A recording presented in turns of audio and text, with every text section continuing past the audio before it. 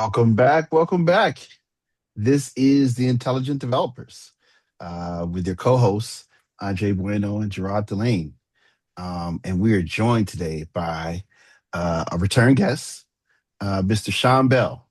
Shaun, how you doing, man? Fantastic. Happy to be back. Thank you for inviting me. And I'm looking forward to having some therapy with you. Absolutely, absolutely. Light your candle. Andre, my man, how you doing, man? I'm good. I'm good. So many things changing out in the world. So many different business models that have been evolving. So Mhm. I'm very much excited to dive into this conversation. Shaun, from CMC's perspective, like how is your how have the opportunities in today's market changed how you deploy capital? Well, I mean, we've always kind of held fast to our core mission.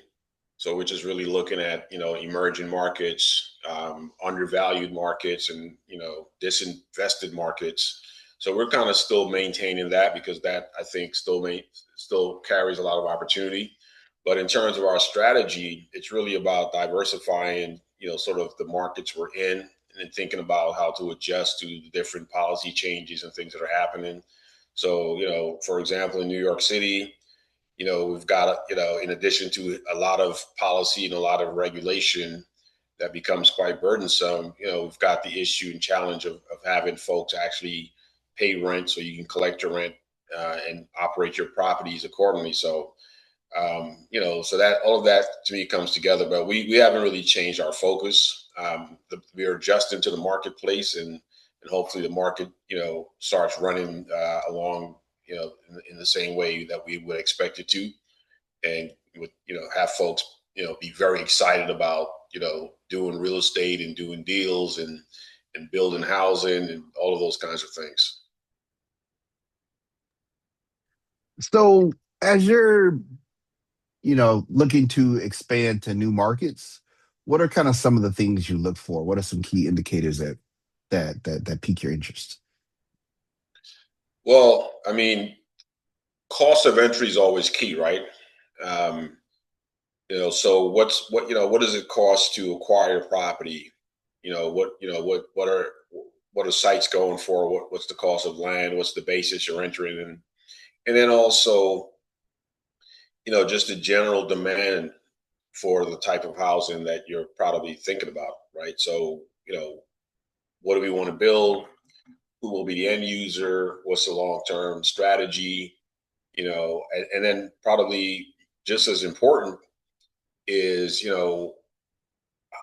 how do those projects or those opportunities excite investors, bankers, funders, et cetera. And probably, especially these days, it's really thinking about the impact of local policies, especially around housing, zoning, and then a real sore point for a lot of property owners now is really collecting rent and how do you get through the court process in a way that allows you to collect what's owed to you so you can operate your properties, and then also add in a bit of sensitivity to the fact that there are a lot of regular working folks that are kind of really struggling, and so we're just seeing we're kind of like front line to that, right? So entering new markets, we kind of look at all of those things and see how they compare certainly to places like we operate, like say in New York. How does that compare if you're in other markets like Atlanta or you're in Dallas or New Jersey or somewhere else? So, as a developer in 2026, is it enough to just be good at building or just good at financing, or do you have to be on the public policy side, on the advocacy side, you know, pushing forward new legislation? Like, how involved do you need to be in this space in today's day and age? Very involved. You've got to kind of really understand the policies that are coming down or policies that you can help speak about, especially folks who are, responsible for creating them or enacting them.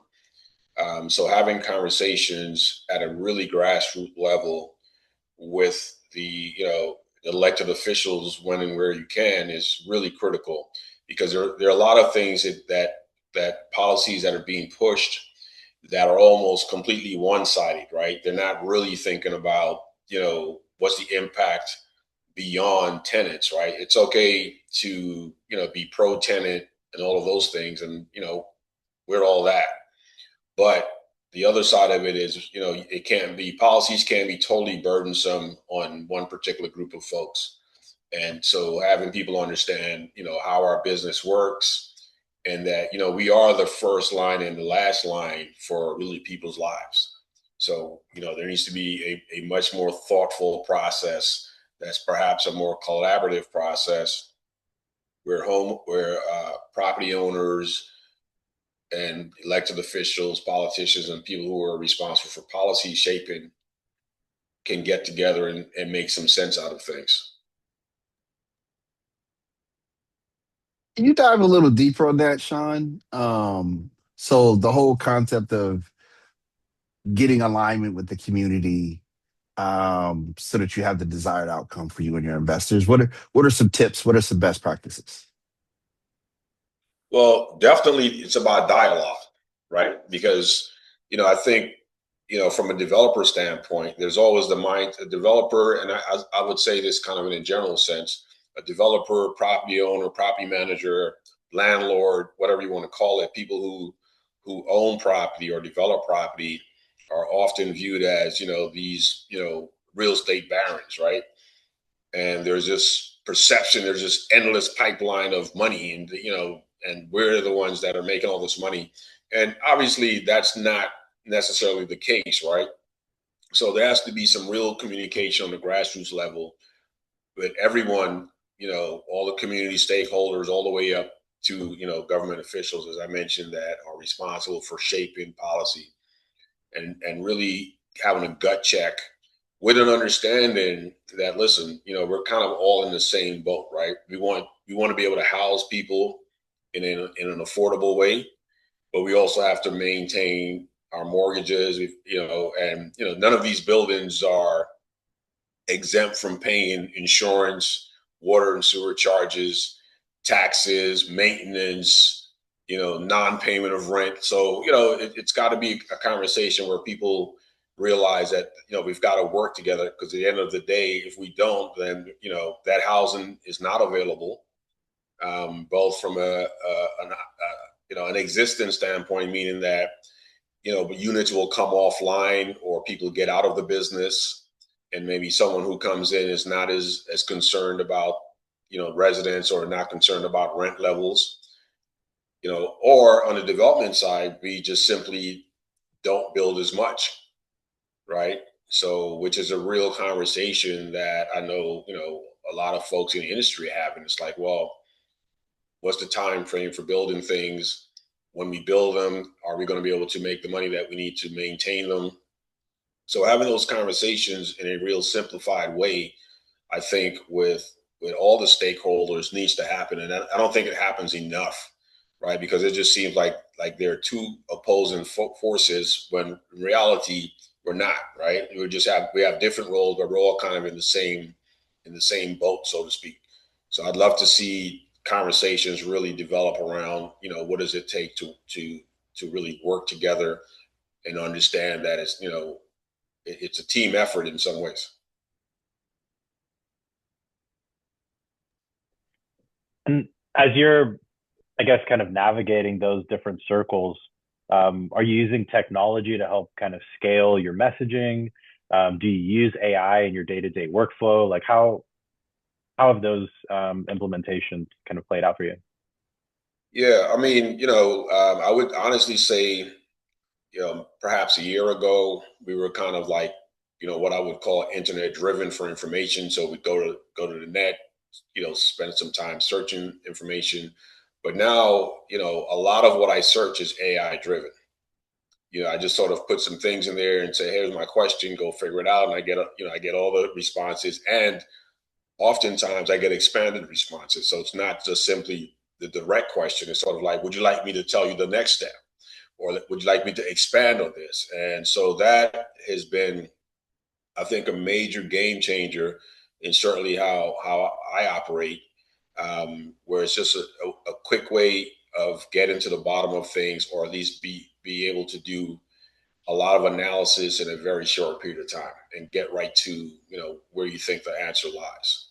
So yeah, it's been, we're utilizing the technology, but that also impacts kind of our business model, and how we will operate. And quite honestly,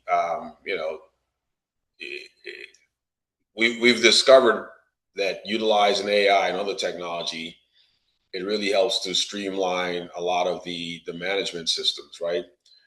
And certainly a lot of the analysis work that maybe a few people would have to do is no longer the case.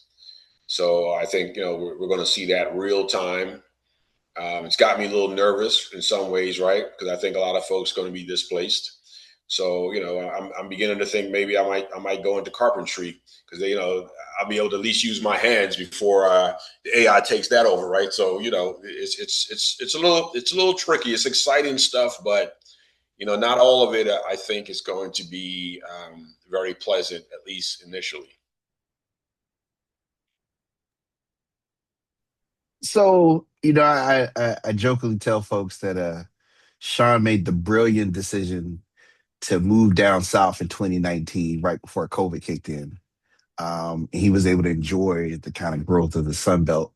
Can you talk a little bit about investing, looking at the cycles, right? The Sun Belt had a big growth spurt that seemingly slowed down some. New York has seen some kind of volatile up and down. What are you seeing as kind of like indicators and risk and opportunities in the market right now? Well, I think I would start with the opportunities, right? So, the buzzword of the day is affordability, right? Mm. So that is in every part of the country, right? So I mean, there are different degrees of it, right? So in New York, maybe the numbers are just kind of bigger, but it's the same sort of stressors that folks are going through. So I think the opportunity is always around affordability. There's clearly an opportunity to develop more housing, which ties into, again, kind of the overall push towards affordability by increasing demand. I mean, by increasing supply. But I think the risks are trying to figure out how to put those deal structures together, and then really the complexity that's required to kind of execute all of those things in a way that is timely, and a way that's cost efficient, right? So yes, some of these markets, folks are anxious and excited about developers coming in and investing, but where they fall short sometimes is just simply not having the entire toolbox to kind of facilitate the process. And what I mean by that is all of these transactions require multiple pieces in a capital stack. And if you're talking about affordability, which I think is the biggest challenge, there's got to be some level of subsidy or something in there that helps to underwrite the deal cost, right? To allow you as the builder or developer to pass that on to the tenant or the end user. So that's clearly a big risk, right? How do you create that mechanism? How do you create that toolbox? And how do you create the funding to kind of make those things work? But the opportunity it's everywhere for affordable housing, but the risk is, how do you actually get it done, right? And the resources needed, and then also what commitment will you have from government, and what's the level of understanding? What I mean by that is, if you're talking about affordability, then maybe there are some other tools that beyond tax abatements. Maybe there are limitations on what water and sewer charges are to quote unquote affordable buildings, right? Maybe utility charges can be looked at in a different category. Like what is it that we can all do to kind of help underwrite this process that ultimately filters down to, the tenant, the end user, and the community at large. So, that's my take on it. But there's so much of a limit, right, to the low income housing tax credit system or new market tax credit system. Have you been looking at alternative models like non-LIHTC projects? Absolutely. I mean, and Gerard knows this, as we're involved with some projects with TDC, and yes, the short answer is yes for a number of reasons. One, those credits are limited. Two, the subsidies are limited, and the process to get through from sort of like, here's my application to being funded has gone from, has probably doubled or tripled in time. And that means multiple years before you actually get there. And of course, deal economics change, and the world that we live in, a whole bunch of things change. Sometimes, just from a post on X, right? So that could be any minute something changes, right? So, trying to get through that process is a little tricky. So we've looked at models that are more based on, market rate, but yet some affordable component to it. If we're able to mix that with, whatever will match with, a particular region in terms of, available subsidies or things that can help to underwrite the deal and enter into the capital stack.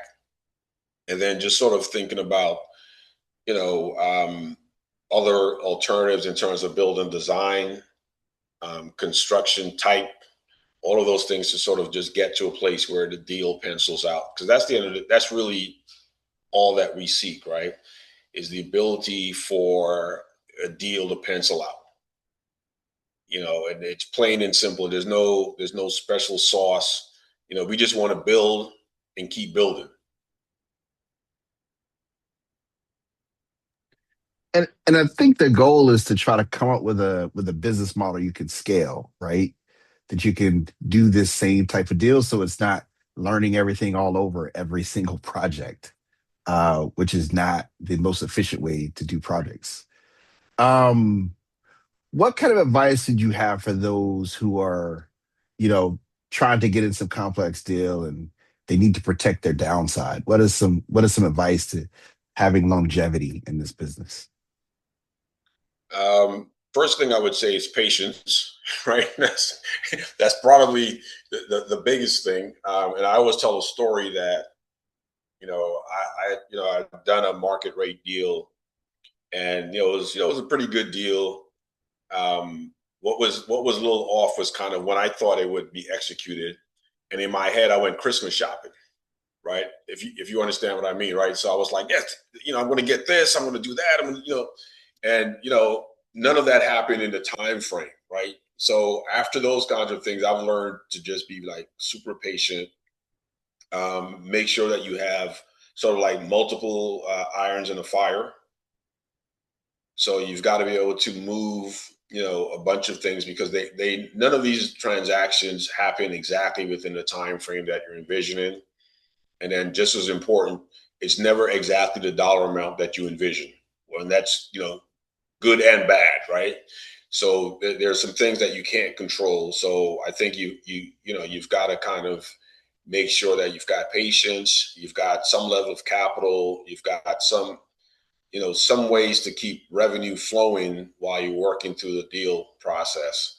And sometimes that just entails other types of business, right? Maybe there's a consulting business arm that you have, or maybe there is a property management arm, or there are other things that maybe the revenue can be a little bit more predictable or a little bit more consistent, as opposed to the 2 or 3 points that we tend to get paid, right, on deals, right? Everyone's happy when the building is done. I'm more happy when it converts, right, to permanent financing, right? So you want to be able to maintain that. So but patience is probably the biggest thing.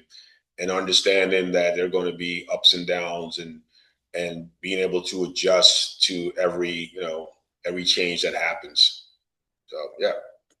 And you talk about adjusting to changes, but in this current cycle, we see a lot of like different risks. You alluded to some of them earlier, but what are some of the underappreciated risks in today's development environment that many people might not be thinking about, or some of the risks that the market might be overstating? I mean, I think that, and I'm going to sort of do it in a backwards way, right? So I think a lot of the risk that's completely understated is probably on the operating side. There is a quiet mass of folks who are just not, able to make those ends meet. And while, people talk about it, people are not exactly wearing it on their sleeves, right?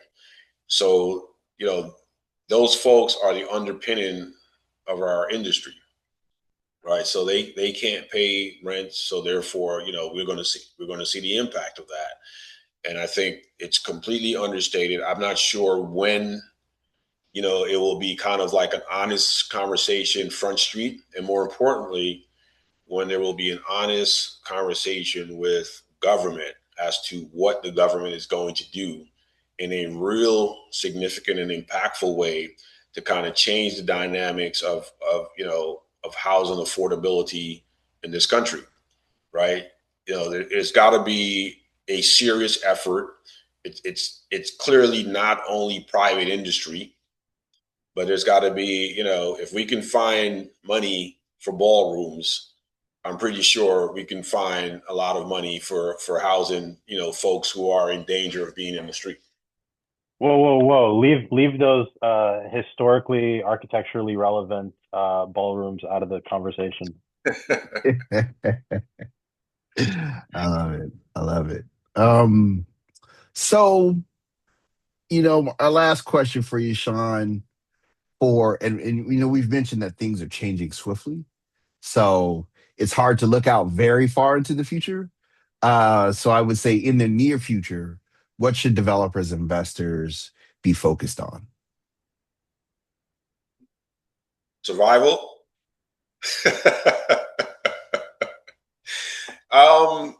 Listen, you know, and I always kind of look at things from like both ways. I never really look at the glass being, half empty. I kind of look at it being like half full, right?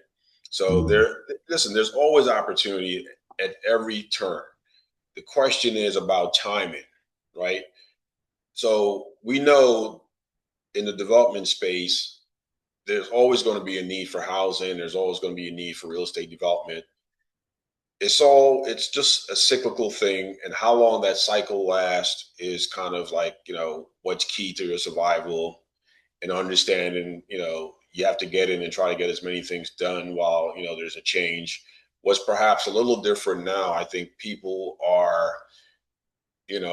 just a little bit uncertain about the direction of economic policies, the direction of social policies, the direction of political activity, and all a bunch of things that people are just kind of like a little nervous, and perhaps not focused on like how do I really make this thing great, right? Like, let's all jump in and make this happen. Where, people are just a little bit uncertain. The financial markets are in some instances doing well, but interest rates are not exactly great for development. And so on the investor side, they also have to think about housing in, I think, a different way, right? It can't only be about luxury housing. It can't only be about 25% returns on capital. I mean, just imagine if LP capital decided, well, listen, you know what, we'll take 8, 9, or 10% returns, and we'll kind of hang in there with you. I mean, we would, there would be a lot of deal flow, a lot of deals happening, right? So we've got to, and obviously everyone's got their own financial goals. But in terms of if what can investors do and how can they participate, I think that's a very good way to go. And it's a necessity that we're talking about, right? We're not funding something. We're not trying to build something that is, kind of, esoteric. We're trying to build something that's real, right? You can go outside, you can put your arms around it, you can hug it, you can kiss it, all of that stuff, right? And the demand is, it's unbelievable, and I can share examples of just, deals in New York where, we go through the marketing process for, less than 100 units, and we're receiving, 40, 50,000 applications. I mean, if that's not a sense that things are out of control, I'm not sure what is. And I can tell you, being in the business for some time, I saw applications, 15 years ago where it was maybe, 3,000 applications for, 60 or 70 units. And I thought that was ridiculous. Fast forward, we're talking about tens of thousands of applications for affordable housing units. So, again, there's got to be strong commitment from government in a real way, a real partnership with the private sector, and we can build all we want to. And there are other countries, other developed countries that have made a commitment to housing, that they see it as, almost a right to, affordable housing, as they see healthcare and education and other things. Just a couple of, three or four key pillars of life that, people are committed to. And I think we have to develop that same level of commitment, right? And that's the only way I think we're going to break out of what we're in, because it's not getting any easier. Fantastic. So, Shaun, thank you so much, man. We really appreciate you. And I said, thank you both for the therapy session. Just let me know where I send the check to. I don't think my insurance will cover this session, but but I appreciate it. Fantastic. All right, thank you guys. Good seeing you. Thank you.